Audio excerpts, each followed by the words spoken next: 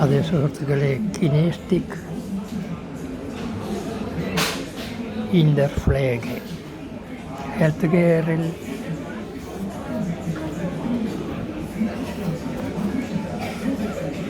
ചലനത്തിനുള്ള പ്രാധാന്യം. ചലനം ചലനം ചലനം. ബുദ്ധിസ്റ്റ് ഫിലോസഫിയിൽ മാറ്റമില്ലാത്തതായിട്ട് ചലനം മാത്രമേ ഉള്ളൂ, അല്ലെങ്കിൽ മാറ്റം മാത്രമേ ഉള്ളൂ.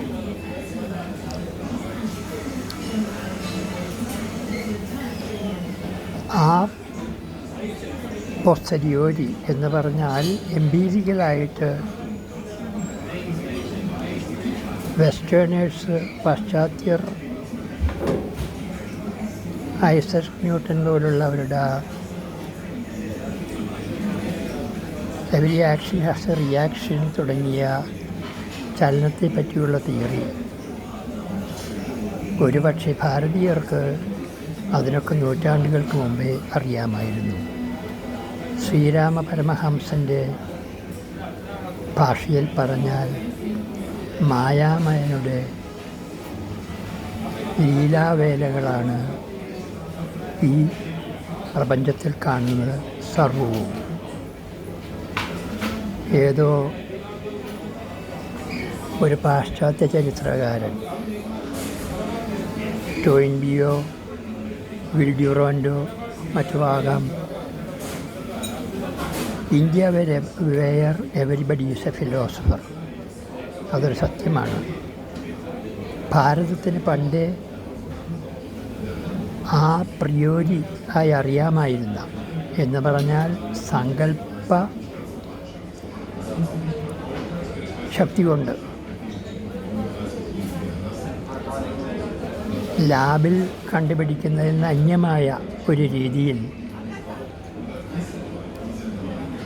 ലോകസമസ്യയെപ്പറ്റി പലതും അറിയാമായിരുന്നു.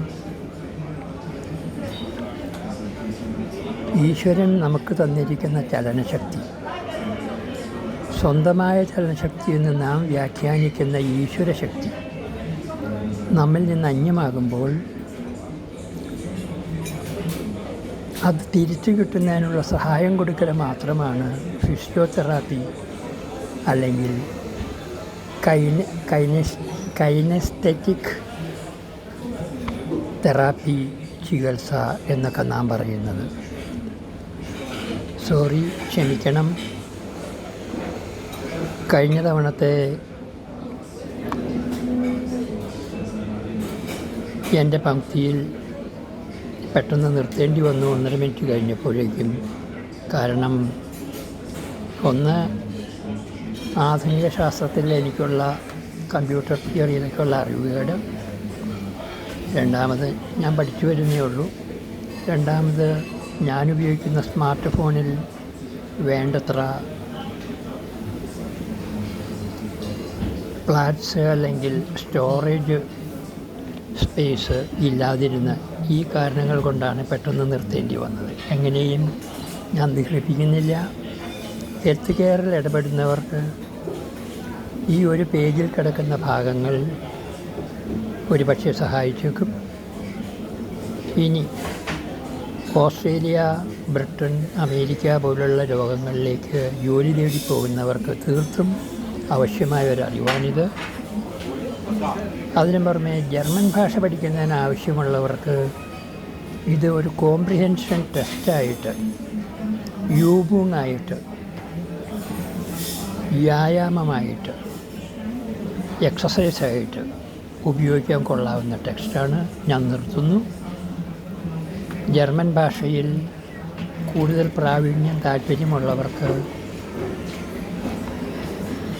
ഈ യൂട്യൂബറെ താല്പര്യമുണ്ടെങ്കിൽ വിളിച്ച് ആവശ്യപ്പെടാവുന്നതാണ്.